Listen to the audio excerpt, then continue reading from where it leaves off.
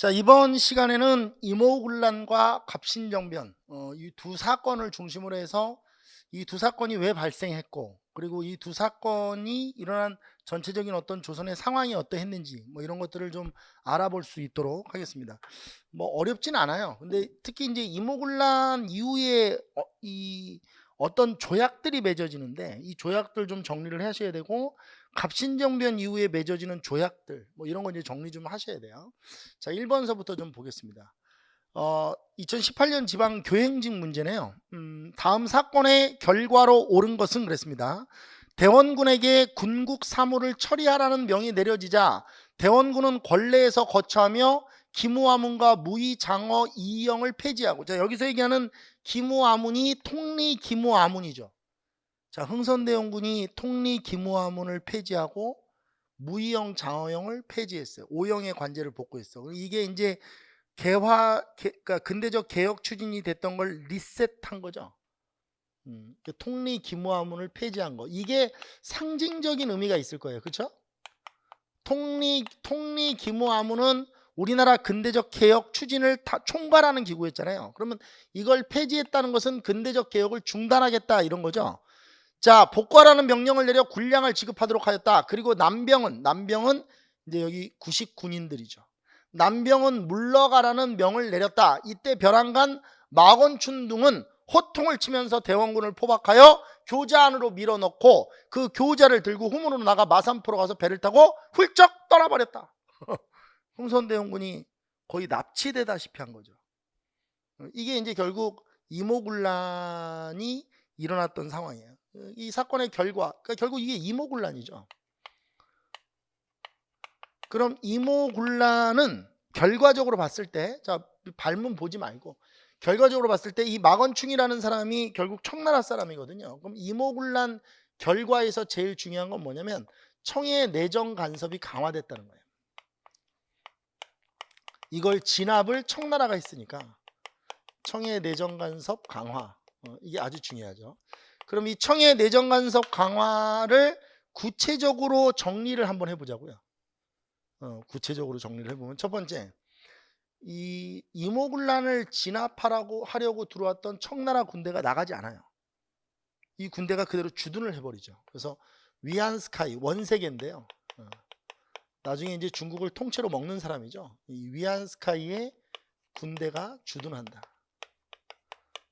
여러분들 아시겠지만 군대가 주둔하면 그 나라의 영향력을 행사하고 간섭하겠다는 의지예요. 그 다음에 내정 고문으로 마젠창, 이름이 젠창, 마젠창. 그 다음에 외교 고문으로 멜렌도르프. 이거는 이제 독일인이긴 하지만 친청 독일인이죠. 이게 멜렌도르프. 이 사람도 이름 잘 보면 이게 사람 약 올리는 것 같지 않아요? 멜렌도르프.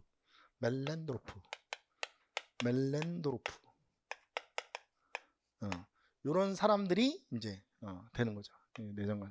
그리고 이모군란 이후에 이제 맺는 조약들을 좀 볼게요. 조약들. 이모군란 이후에 이제 조약이 체결되는데, 이 조약이 일본과 맺은 조약이 일단 있죠. 왜냐하면 일본이 이때 이모군란 당시에 그 구식 군인들이 뭐 호리모토 레이조라고 하는 그 별기군 교관도 죽이고 일본인들이 한 9명이나 죽어요. 그러니까 이 죽은 사람들의 유가족들에게 배상금을 지불해 줘야 되거든요. 이게 이제 제물포 조약이 체결돼요. 제물포 조약. 제물포 조약의 내용을 정리를 좀 해보면, 일단 지금 방금 전에 얘기했던 배상금 지불해야 되고요. 그리고 일본의 입장에서는 황당한 일인데, 그 공사관을 습격했거든요. 그러니까 이게 공사관 경비를 우리나라에서 해줘야 되는데 이게 경비가 안 되니까 자국 공사관을 자국의 군인들을 투입시켜서 경비를 하겠다. 그래서 일본 공사관 경비병 주둔이 이루어져요. 이게 이제 매우 중요하죠. 이게 왜냐면 여기 보시면 청나라 군대도 주둔하고 이거에 따라서 일본 무장, 그러니까 일본 군인은 다 무장하고 있는 거니까 일본 군인도 주둔하게 돼요. 그래서 결국 청일 양군이 우리나라에 주둔하는 계기가 된 사건이 이모군란이다. 이렇게 정리를 하시면 됩니다. 자, 그다음에 이게 조일 수호 조규 속약도 있어요. 이제 경제적인 부분이죠. 조일 수호 조규 속약. 내용이 어떻게 됐었죠? 우리 전에 이거 알아봤었는데 심리를 50리로 늘리고 양화진 개시하고 그다음에 이제 청과 맺은 조약이 있죠. 이게 이제 조청 상민 수령 무역장정. 조청 상민 수륙 무역 장정이죠. 그리고 이 위에 있는 조일수호 조규 소개학과 조청 상민 수륙 무역 장정, 그리고 조일수호 조규 소개학 이후에 조일 통상장정 개정 1883년에 이러면서 이제 청나라와 일본 상인의 경쟁이 매우 치열해지죠. 청일 상인 간의 경쟁이 매우 치열해진다. 이 부분은 제가 근대 경제사 할 때 매핑을 좀 해드렸던 것 같아요. 청일 상인 간의 경쟁이 매우 치열해진다.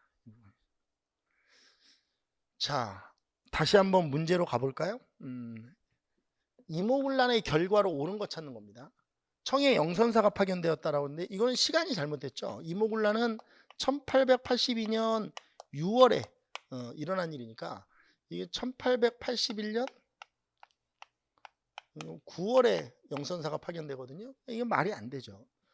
외교장각 도서가 약탈당한 것도 이거는 병인양요예요. 이건 1866년에 일어난 사건이니까 이것도 말이 안 되고, 스티븐스가 외교 고문으로 왔다. 이 스티븐스가 외교 고문으로 온 게 제1차 한일협약입니다. 1차 한일협약에 의해서 파견이 되는데 이건 이제 1904년에 있었던 일이거든요. 그럼 1904년 8월인데 1904년에 러일 전쟁 과정에서 이게 체결되죠. 시간이 안 맞아요. 정답은 4번 조청 상민 수륙 무역 장정이 체결되었다. 제가 이 조청 상민 수륙 무역 장정의 내용이 뭐였죠? 청상인의 내지 통상권. 청나라 상인이 물론 이제 조건이 뭐 여행 허가증을 받으면 뭐 이런데 하여튼 뭐 발급해 줘야 되는 상황이니까 청상인의 내지 통상권이 허용되었고, 이게 아주 중요하죠. 이러면서 이제 우리나라 상인들이 이제 타격을 받게 되죠. 그리고 양화진은 역시 열어야 되겠죠. 양화진 개시. 조일수호 조규 속약, 일본도 양화진을 열었고 조청 상민 수륙 무역 장정에 의해서 청나라도 양화진을 열었다. 이렇게 보시면 됩니다. 정답은 4번이 정답이에요. 자, 그다음에 2번으로 넘어갑니다. 다음 사건에 대한 설명으로 옳은 것. 이모년 서울의 영군. 서울의 영군이면 서울의 오군영이겠죠. 큰 소란을 피웠다. 갑술련 이후 대내의 경비가 불법으로 지출되고 호조와 선해청의 창고도 고갈되어 서울의 관리들은 봉급을 못 받았으며 오영의 병사들도 가끔 결식을 하여 급기야 오영을 이영으로 줄이고, 자, 오군영을 이영으로 줄이고 무이영 장어영 이렇게 되는 거죠. 줄이고 노병과 약졸들을 쫓아냈는데 내쫓긴 사람들, 그러니까 실직자죠. 내쫓긴 사람들은 발붙일 곳이 없으므로 그들은 난을 일으키려 하였다. 이렇게 해서 일어난 게 이모군란이죠. 그러니까 군제 개편 과정에서 실직된 군인들, 그리고 실직이 안 되더라도 무이영 장어영 군인들 내부에서도 새롭게 만들어진 별기군과의 차별 대우, 이런 거에 대한 불만 때문에 이모군란이 터진 겁니다. 자, 그러면 이모군란에 대한 설명으로 옳은 걸 찾아라 그런 거죠. 군대 해산에 반발한 군인들은 의병부대에 합류하였다라고 돼 있는데, 그렇죠. 뭐 오군영이 이영으로 됐으니까 뭐 해산된 군인들도 있겠죠. 없어진 거니까. 근데 뒤에 거랑 연결해 보면 말이 안 돼. 의병부대가 뭐야? 해산된 군인들이 의병부대에 가담했다? 이거는 나중에 의병사 할 때 정미의병이잖아요. 우리 구한말 의병은 을미의병서부터 시작되는 거 아니에요? 1895년부터? 이 시기가 지금 1882년 이모년이라니까요. 이건 말이 안 되는 설명. 그 다음에 2번 보국 안민 제폭 구민의 대의를 위해 봉기할 것을 호소하였다라고 돼 있는데 이게 한자가 또 해석이 잘못되어 있다고. 뭐 국가를 보호하고 이렇게 되는데 그 무식한 사람들이 해석하는 거고, 이게 보자가 도울 보자야. 그러니까 국가를 돕고 백성을 평안케 하겠다. 제폭 폭정을 제거하고 백성을 구제하겠다. 이게 이제 동학과 관련되어 있는 거죠. 동학. 1차 동학농민운동과 관련이 없다. 그 다음에 3번 정부의 개화 정책에 반대. 이거 중요해. 이모군란은 기본적으로 정부 개화 정책에 대한 반대야. 왜? 군제 개편 과정에서 실직된 군인들도 생긴 것이고 뭐 이러거든요. 이 과정에서 서울의 하층민들도 참여해요. 왜?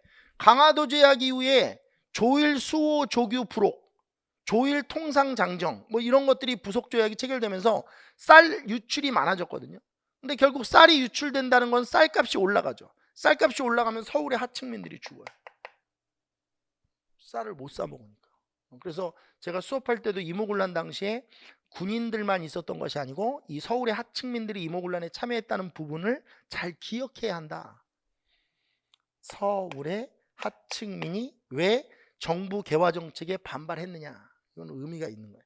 그러니까 이모군란을 그냥 단순히 구식군인들에 대한 어떤 반란 이렇게 이해하는 게 아니고 전체 시대 상황 속에서 왜 서울의 하층민들이 이모군란에 가담했을까, 이건 되게 중요한 의미예요. 그 다음에 4번 충의를 위해 역적을 토벌한다는 명분을 내걸고 유생들이 주동하였다. 이거는 뭐 항일 의병 같은 거겠죠. 항일 의병. 유생들이 주도했던 것. 의병. 정답은 3번이 이모군란에 대한 설명으로 옳은 겁니다. 자, 그다음에 3번은 넘어가고요. 4번 한번 또 보죠. 다음 자료는 어떤 조약의 일부이다. 이 조약과 관련된 설명으로 가장 적절하지 않은 것.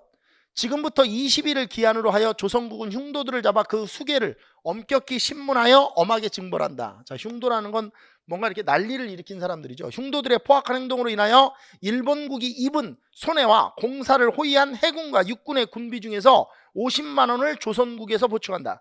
일본 공사관에 군사 약관을 두어 경비를 서게 한다. 답 나왔네.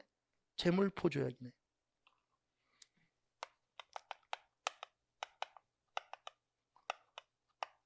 그럼 문제 봐봐. 재물포 조약과 관련된 설명으로 가장 적절하지 않은 거 찾는 거잖아. 그럼 이쪽 필기 좀 잠깐 해봐. 자, 우리 여기서 지금 이모군란 정리했잖아요. 이것처럼 갑신정변을 한번 정리를 해볼 거거든. 갑신정변은 1884년 10월에 급진개화파들이 어떤 개화의 주도권을 본인들이 장악을 해서 급진적 개화를 추진하기 위해서 일으켰던 정변이죠. 근데 갑신정변은 3일 천하가 되는데 결국 혁신정강 14조를 발표하고 개화를 하려고 했는데 청나라 군대가 개입하면서 이 갑신정변도 끝나죠. 근데 어떻게 됐든 간에 갑신정변 이후에 체결되는 조약들이 있어요. 제일 중요한 거는 역시 이것도 청의 내정 간섭이 더 강화된다고. 왜? 갑신정변을 해결한 나라가 청나라 군대거든요. 청의 내정 간섭이 강화되었다. 이게 가장 중요해요. 갑신정변은. 그리고 갑신정변 이후에 역시 조약들이 맺어지죠. 조약들. 이 조약들을 좀 정리해 보면 일본과 맺은 조약, 한성조약이죠. 한성조약. 한성조약은 내용이 어떻게 되냐면 배상금 지불해 주는 거예요. 이게 일본인들이 많이 죽거든요. 이때 당시에. 일본인 유가족들에게 배상금 지불해 주는 거하고, 그 다음에 이때는 일본 공사관이 아예 불타버려요. 그래서 공사관 신축 비용을, 일본 공사관 신축 비용을 부담하는 거죠. 자, 그러면 여기서 우리가 살펴봐야 될 게 재물포조약과 한성조약의 공통점은 유가족 배상금을 지불해 준 것이고, 차이점은 재물포조약은 공사관 경비병이고 한성조약은 공사관 신축 비용을 부담하는 거야. 오케이? 일본 공사관 신축 비용을 부담하는 거죠. 뭐가 차이가 있는지를 잘 구분하셔야 합니다. 자, 그 다음 이거는 이제 뭐라고 해야 되지? 우리나라와 맺은 조약은 아닌데 우리 한국 사회에 영향을 준 게 청일 사이에 맺은 텐진 조약. 이 텐진 조약은 우리 근대사에 많은 영향을 미치게 되죠. 텐진 조약의 내용이 어떻게 되냐면 청나라와 일본 군대 양군을 철수시키는 거예요. 청일 양군이 철수되는 거죠. 정리해 봅시다. 청일 양군이 철수되는 거예요. 근데 사실 이게 청나라와 일본 군대가 양쪽이 다 철수하면 이때 당시에 누가 더 이득이냐? 일본이 더 이익이죠. 왜? 청나라 군대는 이때 당시에 3,000명 가량 됐었고 일본 군대는 공사관 경비병 주둔 병력이 한 150명 정도 됐었거든요. 같이 나가면 일본이 이득이잖아. 그리고 더 웃긴 거는 나중에 조선이 문제가 생겨서 군대를 파병할 때 조선의 군대 파병 시 조선의 군대 파병 시 상호 통보해 주기로 해요. 이 파평이 뭐니 씨. 중서가 파병 시 상호가 청나라는 일본에게 알리고 일본이 만약에 파병할 일이 있으면 청나라에게 알리고 상호 통보 규정을 두죠. 물론 이제 나중에 좀 부속으로 보면 부속 내용으로 보면 군대를 파견한 이후에 변란이 수습되면 청일 양군은 모두 철수하는 거. 뭐 여기까지 이제 명시되어 있는데 이 부분이 왜 의미가 있냐면 일본의 입장에서 보면 이제 조선에 대해서 청과 동등한 파병권을 갖게 된 거예요. 그러니까 조선의 군대를 넣는 것이 이제 청과 동등하게 된 거죠. 청이 넣으면 우리도 넣을 수 있다 이런 거예요. 그래서 결국 이 텐진 조약은 일본에게 많은 이익이 되는 조약인데 선생님 그렇다면 선생님 왜 일본은 이렇게 이익을 얻을 수 있었나요? 일본이 피해를 받기 때문에 그래요. 그러니까 이때 당시에 막 공사관이 불타고 일본인들이 죽으면서 이게 국제법상으로는 사실 굉장히 큰 문제거든요. 왜냐하면 공사관을 막 습격하고 청나라 군대가 일본 공사관을 막 습격했다니까요. 그러니까 이게 잘 생각해 보면 지금 국제법상으로 보면 말도 안 되는 거고 이때도 청나라도 막상 해놓고 나니까 이게 아닌 거야. 그래서 일본의 요구를 들어줄 수밖에 없었던 상황이었다. 이렇게 이해를 하시면 됩니다. 자, 다시 한번 보죠. 자, 이 문제로 이제 돌아와 볼게요. 다시. 다음 자료는 어떤 조약의 일부이다. 이 조약과 관련된 설명으로 가장 적절하지 않은 것. 재물포 조약과 관련된 설명으로 적절하지 않은 거예요. 자, 이 조약을 체결하게 된 사건 이후에도 청은 조선의 군대를 계속 주둔시키는 한편, 그렇지, 여기 있죠? 위안스카이의 군대가 계속 주둔해요. 한편 유리한 조건으로 조선과 여기서 유리한 조건으로 조선과 통상관계를 맺은 조약이 뭐야? 유리한 조건으로 맺은 게 이게 조총상민수령무역장정 아니에요?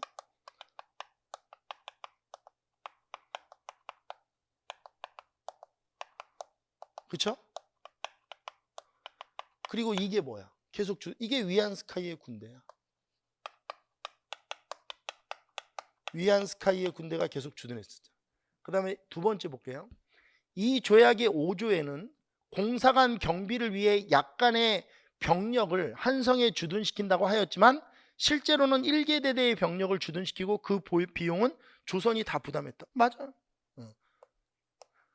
3번 이 조약의 체결의 결과 일본군의 한성 주둔으로 조선을 둘러싼 청일 무력 충돌 위험이 커지면, 그렇지, 청나라 군대도 주둔했고 일본 군대도 들어왔고 무력 충돌이 가능성이 커지는 거지. 4번 이 조약에 근거하여 청일 양국은 장차 조선의 군대를 파병할 때에는 상대국에 서로 알릴 것 등을 약속하는 새로운 조약, 텐진 조약이야. 텐진 조약은 이모군란과 관계되어 있는 조약이 아니고 갑신정변과 관계되어 있는 조약이죠. 정답은 4번. 자, 문제 유형 어떻게 가셔야 되는지 이해되죠? 자, 5번 넘어가고요. 6번 한번 봅시다. 갑신정변에 관한 다음 설명 중 가장 옳지 않은 것. 갑신정변. 2019년 경찰 간부 보생문. 이게 청불 전쟁이 뭐냐면 이게 청푸 전쟁이야. 불란서라고 하죠. 이 나이 드신 분들이 주재했나 봐. 청푸 전쟁 때문에 조선에 주둔하던 청군 일부가 베트남, 그렇죠? 청푸 전쟁이 베트남, 이 안남전이라고 하죠. 베트남으로 이동했기 때문에 갑신정변을 일으키려고 했던 급진계야파 입장에서는 실제로 정변을 일으켰을 때 가장 두려운 세력이 뭐였냐면 위안스카이의 군대였거든요. 근데 그 위안스카이의 군대가 청푸 전쟁 때문에 일부 빠져나간대. 그러면 기회는 이때다. 뭐 이럴 수 있는 거죠. 그래서 갑신정변의 배경이 됩니다. 김옥균을 비롯한 급진계야파 인사들이 주도하였다. 오케이. 하여튼 갑신정변하면 이 양반 이름이 먼저 튀어져 나와야 된다라고 제가 얘기했죠 아까 전에. 그 다음에 14개 조항으로 이루어진 개혁정강, 혁신정강 14조. 정변 이후 체결된 시모노세키 조약. 이씨 새끼 진짜 이씨. 시모노세키 조약은 1895년에 2월에 청일 전쟁이 끝나고 1895년 4월에 체결된 조약이에요. 내용은 요동반도와 타이완 이거를 청나라가 일본에게 넘긴다는 내용이죠. 이거 말고도 뭐 팽오도 뭐 이런 것도 있고 그런데 뭐 그는 우리나라와 직접 관련이 없으니까 알 필요 없고, 이 요동반도를 넘기는 것 때문에 결국 삼국 간섭까지 이제 일어나는 거죠. 느닷없이 나온 거예요. 정변 이후에 시모노세키 조약이라니. 정답은 4번. 자, 그 다음에 7번 넘어갑니다. 8번 보겠습니다. 보기에 정강을 내세운 개혁운동의 결과로 가장 옳은 것, 대원군을 돌아오게 하고 청에 대한 조공을 폐지한다. 벌써 이제 반청의 외교적 성향이 들어가 있죠. 문벌을 폐지하여 인민평등의 권리를 제정한다. 제정은 모두 호조에서 관할케 한다. 대신들은 의정부에 모여서 법령을 의결한다. 그러니까 왕이 어떤 법령을 제정하는 게 아니고 대신들이 의정부에 모여서, 이게 초기 입헌군주적 모습도 보이고 막 그래요. 이게 갑신정변 때 혁신정강 14조죠. 제가 혁신정강 14조가 왜 중요하다고 얘기했어요. 갑신정변을 일으켰던 김옥균, 박영효, 홍영식, 서광범, 뭐 서재필 포함해서 이런 사람들이 그 꿈꾸던 조선의 모습, 이게 혁신정강 14조에 들어있는 거죠. 그럼 이걸 분석하면 반대로 이런 생각을 할 수도 있죠. 그들이 만들려고 했던 조선의 모습이 이렇다면 이들은 왜 갑신정변을 일으켰는가? 이것도 이 혁신정강 14조를 보고 이해해야 되는 거예요. 뒤에도 마찬가지지. 뭐 패정개혁안이다. 그러면 동학 농민운동이 왜 일어났는지는 패정개혁안을 통해서 분석하는 거야. 그렇죠? 그들이 요구했던 게 그거잖아. 개혁운동의 결과, 그럼 갑신정변의 결과, 조청상민 수령무역장정이 체결된 거는 이모군란의 결과라고 봐야죠. 자, 결과만 놓고 보는 거야.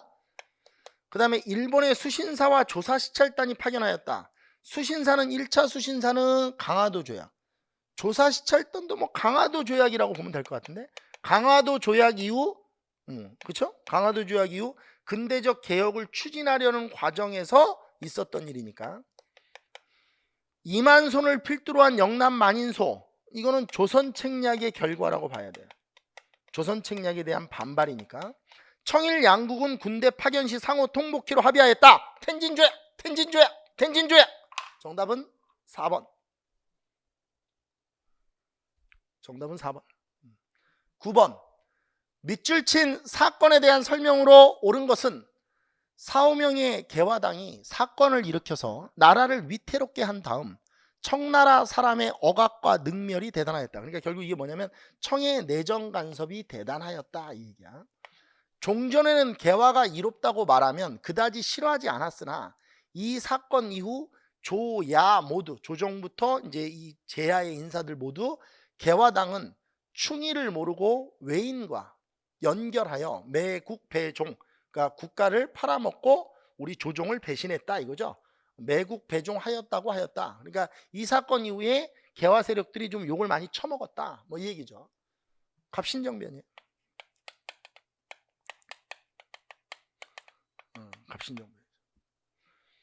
갑신정변 이후에 청나라 사람의 억압과 능멸이 대단했죠. 자, 이 사건으로 옳은 것, 갑신정변에 대한 설명으로 옳은 걸 찾으면 되죠. 정동구락부 세력은, 이 정동구락부는 우리 그 서울 정동에 모여서, 이게 정동 클럽이죠. 지금으로 얘기하면 정동 클럽. 근데 일본 애들이 그 저기 영어 발음이 안 좋죠. 뭐 이렇게 빽 이거를 빠꾸, 그렇죠? 뭐 맥주를 비루 막 이렇게 불러요. 이 새끼들이 혓바닥이. 선생님 왜 사람을 그렇게 비하합니까? 아이, 한국사 선생이잖아. 뭐 일본을 좀 비하할 수도 있는 거지 뭐. 양해 좀 해줘. 이런 거 좀 재밌잖아. 속 시원하다고 사실 씨발 욕하고 이러면. 정동구락부는 이게 1894년에 만들어진, 이게 좀 지역적으로 하면 좀 미국과 연계되어 있는 사람들이 먼저 주도를 해요. 그래서 친미 개화 인사들이 주도가 돼서 만들어진 단체거든요. 그러니까 시간적으로 보면 이 친구들이 이걸 주도할 수가 없어요. 나중에 정동구락부는 뭐 이제 손탁 호텔 이런 게 만들어지고 나서 여기서 이제 커피 마시면서 뭐 우리나라에 대한 걱정도 하고 뭐 그랬다고 해요. 그 다음에 2번 봅시다. 일본군과 함께 경복궁을 침범하였다라는데, 여기서 일본군은 그 이모군란 이후에 주둔했던 일본 그 경비병 있죠. 공사관 경비병과 함께 갑신정변이 일어나요. 그 다케조의 신이치로라는 인물이 일본 공사관 경비병을 갑신정변을 도와주는데 투입시키죠. 그래서 맞아요. 근데 여기 경복궁이 아니고 이게 창덕궁이에요. 창덕궁. 그래서 창덕궁을 침범해서 고종과 명성황후를 어디로 옮기냐면 경우궁이라는 조그만한 궁으로 옮겨서 갑신정변이 이제 성공을 하게 되는 겁니다. 그러나 이제 3일 만에 청군에게 진압당해서 끝나는 거죠. 이건 창덕궁이라고 해야 돼요. 차관 도입을 위한 수신사 파견의 계기가 되었다라고 되어 있는데, 자 밑줄 좀 그어볼래? 차관 도입을 위한 수신사가 뭐냐면 이게 3차 수신사예요. 그러니까 3차 수신사는 원래 박영효가 대표가 돼서 파견되는데, 3차 수신사가 파견된 이유는 이모군란 이후에 사과를 하기 위해서 간 거예요. 근데 여기에 김옥균이 3차 수신사 멤버로 들어가 있었죠. 근데 이 김옥균이 이때 일본에 가서 차관 교섭을 시도하는데, 이 차관 교섭이 제대로 안 되면서 김옥균이 이제 갑신정변에 대한 이제 정변을 일으켜야 된다는 생각을 하게 된 거예요. 그래서 이거는 갑신정변의 배경이 되죠. 갑신정변의 오히려 배경이 됩니다. 4번 일본 공사관이 불타고, 그렇죠, 이것 때문에 공사관 신축 비용을 부담할 수밖에 없었던 것이고, 일본군, 여기 이때 당시에 이 참여했던 일본군이 청군에게 패퇴하였다. 청군이 이제 사실 다케조의 신이치로 일본 공사가 일본군을 투입시키려고 했던 이유는 뭐였냐면, 일본군이 투입되면 청나라 군대가 투입되지 못할 것이다. 왜? 잘못하다가 일본 군대가 한 명이라도, 일본 군이 한 명이라도 죽으면 이건 국제전 양상으로 번지는 거니까. 근데 청나라 군대가 공격을 해버리죠. 그래서 깜짝 놀래요, 일본 군대가. 도망가죠. 결국 4번이 갑신정변에 대한 설명으로 옳은 것이다, 이렇게 보시면 됩니다. 자, 그 다음에 잠깐 넘어갈게요.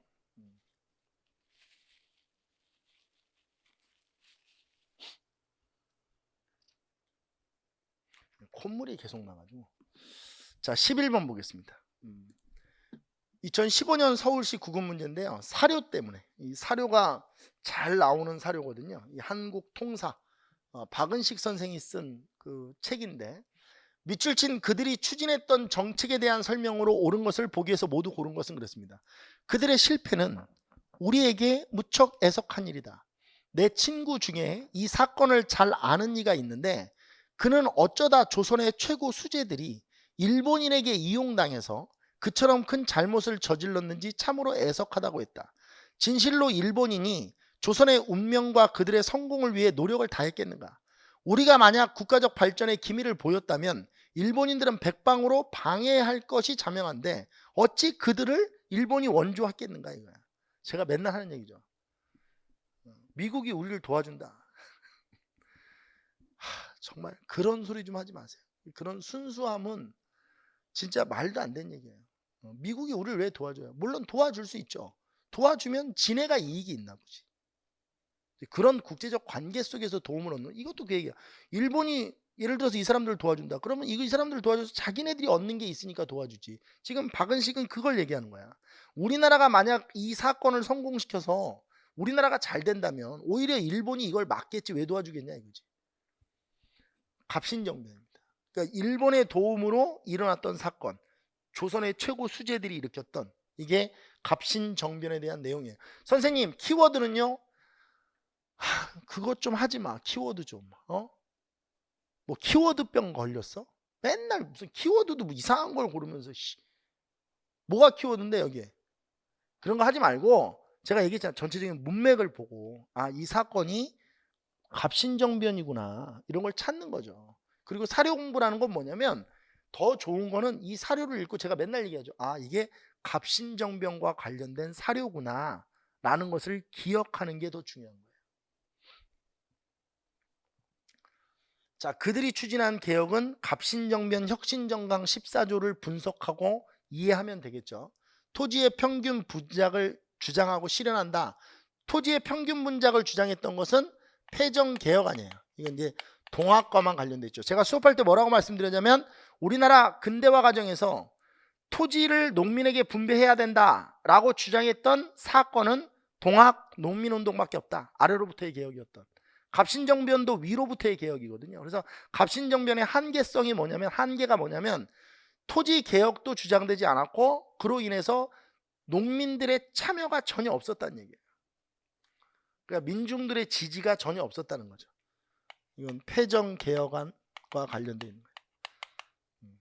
러시아와 비밀협약을 추진한다. 이거는 이따가 얘기를 하겠는데 러시아와 비밀협약을 왜 추진하는 거냐면 이게 갑신정변 이후에 한반도의 정세가 페스티벌이 되거든요. 그러면서 이제 우리 고종이 이 한반도의 이 위기 상황을 극복하기 위해서 러시아와 비밀 협약을 맺으려고 시도를 해요. 물론 이게 청의 방해로 실패하지만 이건 이따가 할 건데 갑신정변 이후의 상황이에요. 바로 정리를 할 거예요. 이게 맞고요. 그 다음에 보부상 단체인 해상공국을 혁파 이렇게 없애는 거죠. 이것도 갑신정변 혁신정강 14조 안에 들어가 있는 겁니다. 의정부와 6조에 이건 아니네. 자, 이들의 주장은 아니죠. 그렇죠? 이거는 갑신정변의 주장은 아니에요.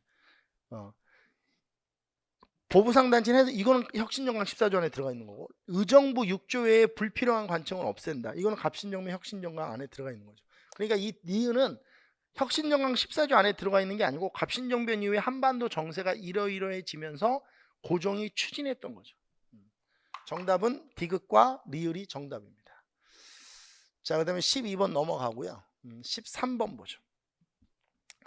밑줄 친 혁신정강 14개조에 해당하는 내용으로 가장 옳은 것은 바로 넘어갑시다. 토지는 평균으로 나누어 경작해야 한다. 패정개혁안.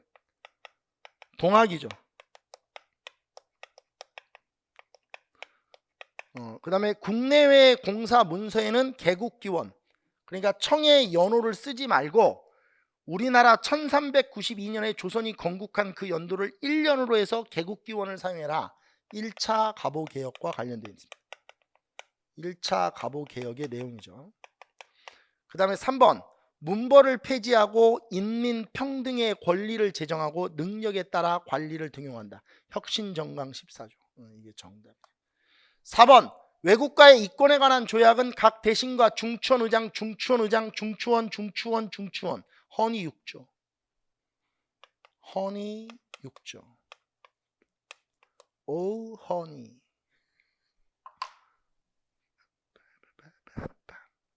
헌의.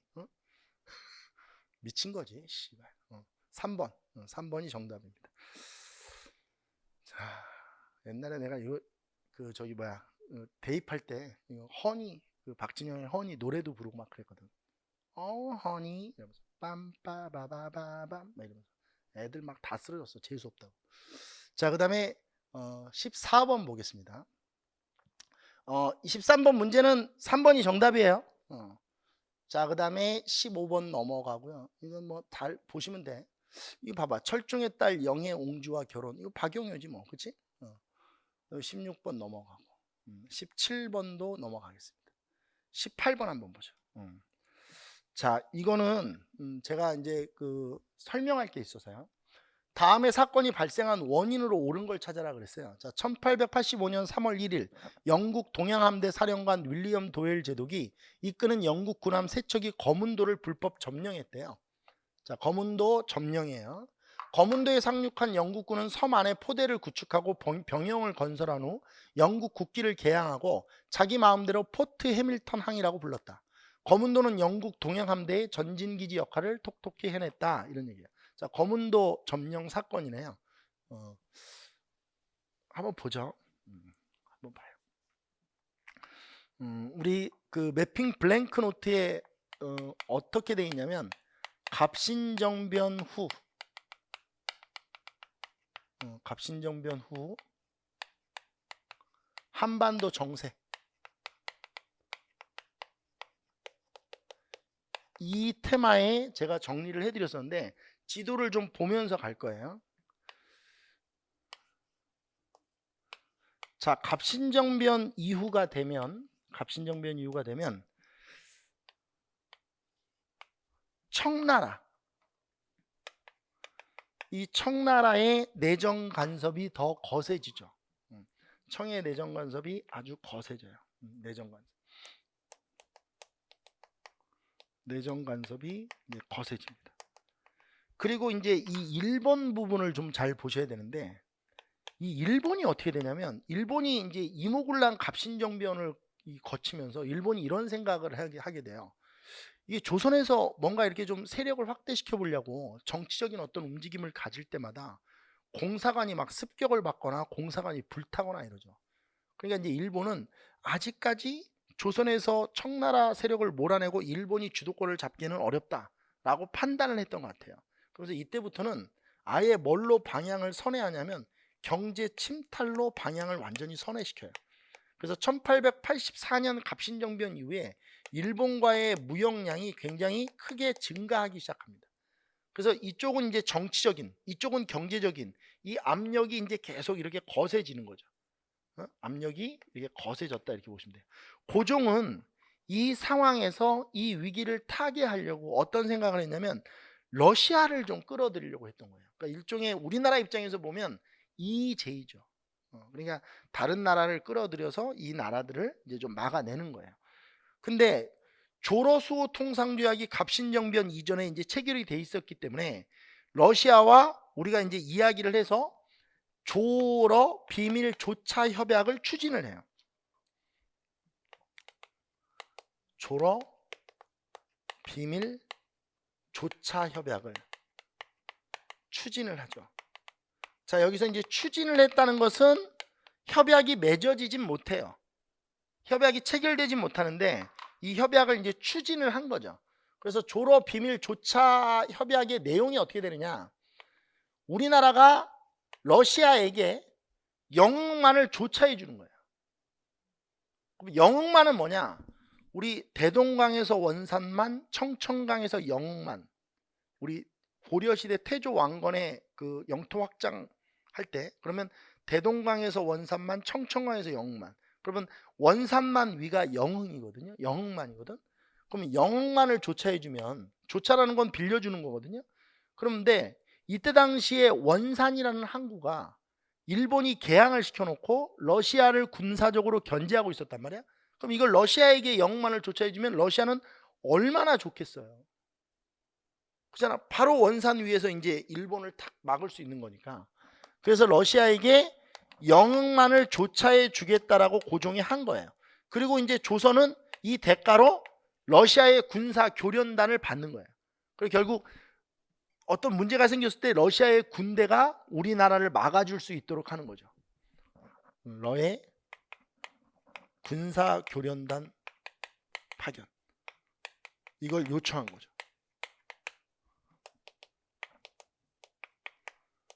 물론 이런 이 상황을 청나라가 듣고 깜짝 놀래요. 왜? 이게 러시아의 군사 교련단은 결국 러시아의 군대가 한반도로 침투할 수 있는 거니까 청은 너무 놀랬죠. 이때 당시 이 군사는 정치와 밀접한 관련을 갖고 있으니까. 그래서 결국 청의 방해로 성공하지 못해요. 이게 추진되지 못하지만, 그러니까 협약이 체결되지 못하지만 이런 걸 이제 추진을 시도한 거죠. 그래서 청의 방해로 방해로 체결되진 못해요. 체결되지 못해요. 자, 그러나 이때 당시에 러시아가 이게 한반도로 이렇게 내려올 수 있구나. 그리고 조선도 충분히 가능성을 열어뒀구나 라는 생각을 이제 이웃 나라들이 갖게 돼요. 이때 세계사에서 러시아의 진출을 가장 두려워했던 나라, 그러니까 러시아의 세계 확대를 막으려고 열심히 노력했던 나라가 바로 어디냐면 영국이에요. 죄송합니다. 그래서 영국이 거문도를 점령하는 겁니다. 영국 군대가 갑자기 들어온 이유는 이유가 있는 거예요. 이렇게 해서 영국 군대가 이제 들어온 거죠. 거문도로. 영국 군대가 이제 거문도를 점령하게 됩니다. 거문도 점령. 1885년부터 1887년 요 사이에 거문도를 점령하죠. 지금 위에서 자료에서 보시다시피 불법 점령한 거예요. 이게 제가 수업할 때 뭐라 하면 영국 제국주의의 횡포를 볼 수 있는 거죠. 아니, 지네가 결국 영국이 거문도를 점령한 이유는 뭐예요? 러시아의 남하를 막으려고 했다는 거 아니야? 그럼 러시아의 남하를 막으려면 지네가 가서 러시아 남하를 막으면 뭐지? 왜 남의 나라 섬을 점령해? 이게 이 제국주의 국가들의 논리야. 이런 것들이 이 사고방식 아주 골 때린 새끼들이죠. 러시아의 남하를 막을게, 그리고 우리나라 땅을 점령해. 근데 우리나라 거문도 점령 사건을 이 관점으로 접근해 주는 선생님들이 거의 없죠. 그냥 거문도를 점령한 거는 그냥 뭐 러시아의 남하를 막으려고. 근데 그게 중요한 게 아니야. 러시아의 남하를 막으려고 영국 군대가 거문도를 점령했다는 것보다 영국의 제국주의적 횡포가 거문도 점령 사건을 통해서 드러났다. 이게 더 중요한 거죠. 그래서 영국은 뭐 신사의 나라 그러는데 세계사 공부하면 영국이 제일 더러운 새끼들이야. 또 이제 이것만 캡처해서 올려. 확 없어지게. 청이 조선을 속국으로 삼는 것을 막기 위해서. 이건 말이 안 되고. 그러니까 지금 이 문제는 영국이 거문도를 점령한 이유가 이거라는 거야. 이것도 들고 이것도 들고 4번이 정답이에요. 이거는 그냥 바로 보면 되지. 러시아가 조선의 세력을 확장하는 것을 막기 위해서다. 그러니까 결국 영국이 거문도를 점령한 이유는 러시아의 남하를 막기 위해서다. 이 얘기라는 거야. 그리고 이제 요거 한번 보자. 요거 이어서 볼게요. 자, 이 상황 속에서 우리나라는 이게 동서남북 방향으로 완전히 이게 둘러싸여 있잖아. 제가 이걸 사자성어로 뭐라고 한다고 그랬어? 그렇지. 페스티벌이라고 한다고 그랬지. 이 페스티벌의 이 상황을 뭔가 극복하려는 노력이 필요할 거 아니야. 그래서 이때 당시에 독일 부영사였던 그 떨고 있던 사람 있지? 기억나? 떨고 있던 사람 부들러. 이 부들러가 본인과 친했던 이제 이때 당시에 우리나라 지금으로 얘기하면 외교통상부 장관 정도 되겠죠. 육일준에게 영세 중립화를 제안하죠. 근데 조선이 영세 중립화를 추진하기가 어려우니까 중국이 중심이 되니까 중국이 좀 힘을 써서 우리나라가 영세 중립국이 될 수 있도록 좀 그렇게 하자. 그래서 부들러가 독일 부영사죠. 부들러가 육일준에게 제안을 해서 육일준의 한반도 영세 중립화론이라고 하는 것이 만들어지죠. 이 한반도 영세 중립화론은 고종에게 건의가 돼요. 근데 이제 이게 실제 정책으로는 채택되지 못했죠. 한반도 영세 중립화론. 근데 이 중립화라는 것이 논의되었다는 것 자체가 굉장한 의미가 있어요. 왜냐하면 이후에 되면 러일 전쟁이 터지기 직전에 고종이 중립국을 선언하거든요. 근데 이런 논의가 있었기 때문에 그때 제일 빠르게 중립국을 선언할 수 있었던 거예요. 그리고 이거는 이제 논의 단계였던 거죠. 이런 것도 되게 중요해요.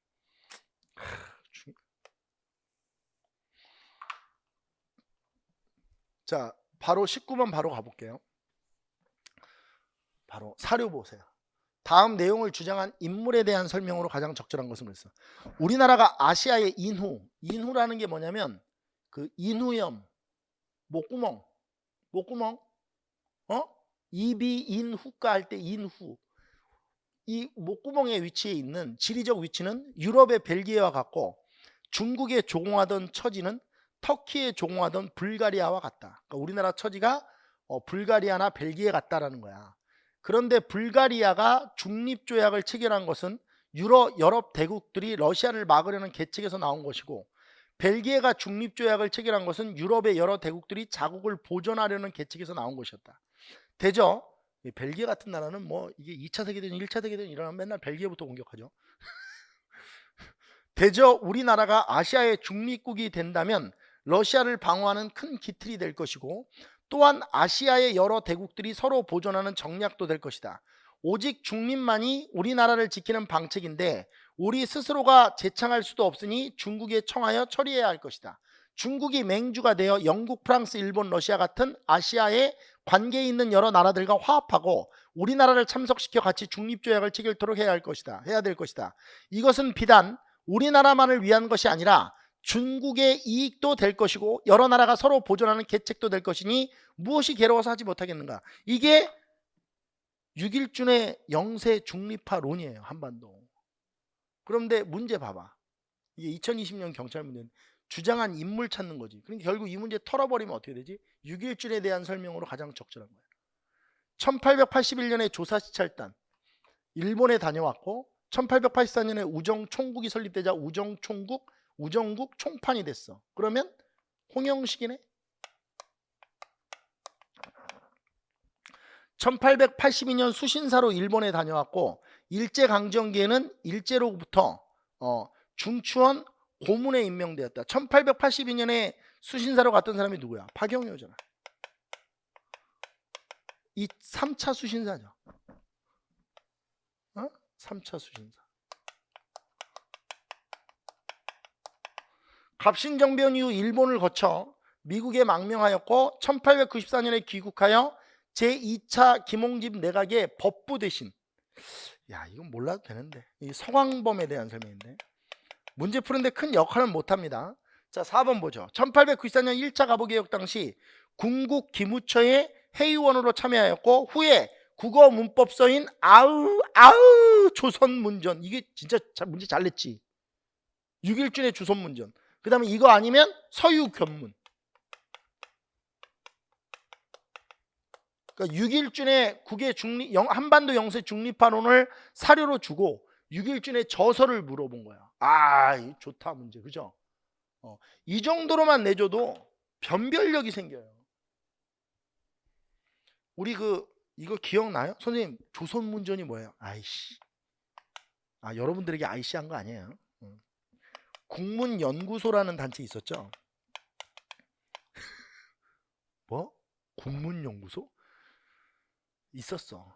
국문연구소가 1907년에 있었는데 이 국문연구소에서 책을 만들어. 이 국문연구소가 이제 그 일제시대가 되면 조선어 연구의 조선어학회의 전신이었던 거야.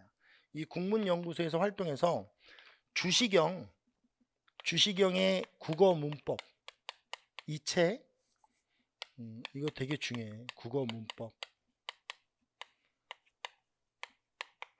그 다음에 6.1준의 조선문전. 이 6.1준의 조선문전은 대한문전이라고도 불러요. 6.1준의 이게 다 문법서들이에요. 저 같으면 서유견문을 줬을 것 같아. 서유견문이 또 역사적 국문학사적 의미가 있잖아. 우리나라 최초의 국한문 혼용체로 쓰여진 책이라고 했지 제가. 1895년에 발간된 의미가 있어. 이 6.1준 주고 6.1준. 박수. 문제 잘 냈어. 사랑해. 낸 사람 사랑해. 이런 문제를 내주면 가르치는 사람도 왜 딱 저의 그 수업 방향과 맞는 게 아니고 이게 공부하는 방향이거든요. 이렇게 내주면 지엽적인 것도 같이 아울러 건들고 전체적으로도 건들고, 이게 얼마나 좋아. 전체와 지엽을 다 아우르는 문제잖아. 인물로 딱 들어가서 가니까 이게 지엽성이 있는 거지. 오케이. 이모군란과 갑신정변까지 여기서 하고 잠깐 쉬는 시간 갖고 이어서 좀 가겠습니다. 잠깐 쉬시죠.